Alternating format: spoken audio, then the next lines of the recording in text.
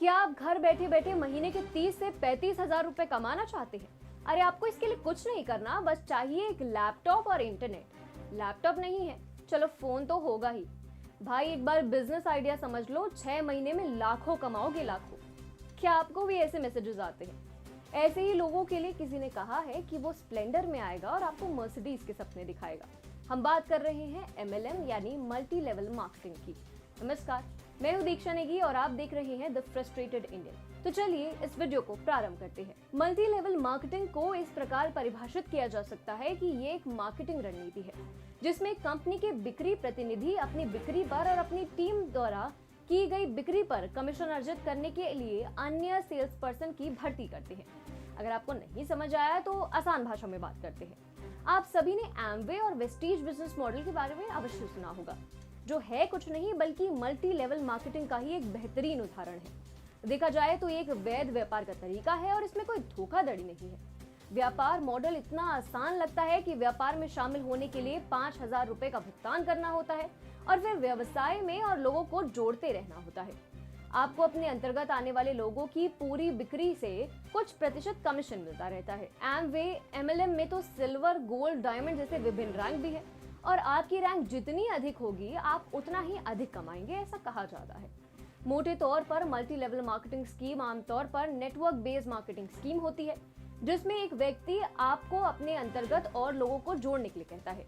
लोग पहले व्यवसाय में शामिल होने के लिए कुछ पैसे देते हैं और फिर वे अपने अंदर और लोगों को जोड़ते हैं।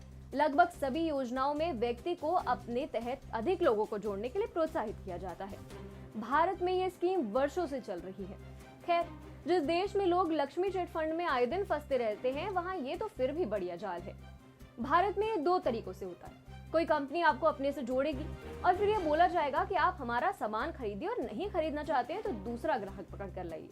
और दूसरे तरीके में चेन बनाई जाती है। न सिर्फ आपको जोड़ा जाएगा बल्कि आपको अपने नीचे और लोगों को जोड़ने के लिए कहा जाएगा। आपके नीचे कोई और, उसके नीचे कोई और उसके नीचे कोई और फिर ये श्रृंखला चलती ही रहेगी।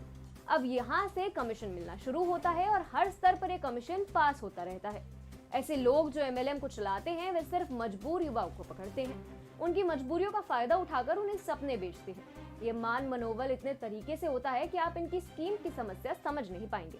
आपके सामने एक फौज खड़ी होगी, सफेद शर्ट पैंट और सुंदर टाई लगाए लड़के लड़कियां आपको किसी सेमिनार में अपनी सफलता की कहानी सुनाएंगे। पहले तो वे विनम्रता से आपसे संपर्क करेंगे।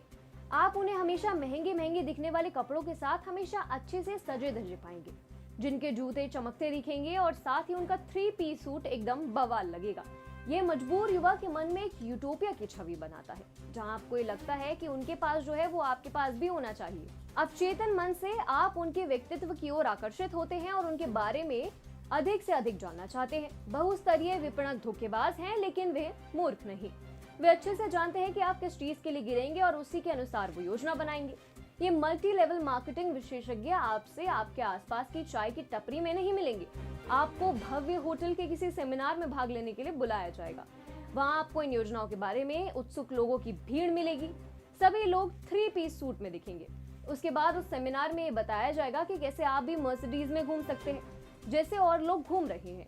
इसके बाद आप इनके जाल में फंस जाते हैं। लेकिन बात यह है कि बहुत कम प्रतिशत लोग इसमें जल्दी पैसा कमा पाते हैं और नीचे के लोग संघर्ष करते रह जाते हैं, क्योंकि लोगों को जोड़ने की भी एक सीमा होती है। अब सरल गणित की बात करते हैं। सरल गणित आपके सपनों को चकनाचूर कर देगा। मान लीजिए आप 2 लोगों को शामिल होने के लिए राजी भी कर लेते हैं, तब वे 2 लोग अन्य 4 लोगों को शामिल होने के लिए मना भी लेंगे।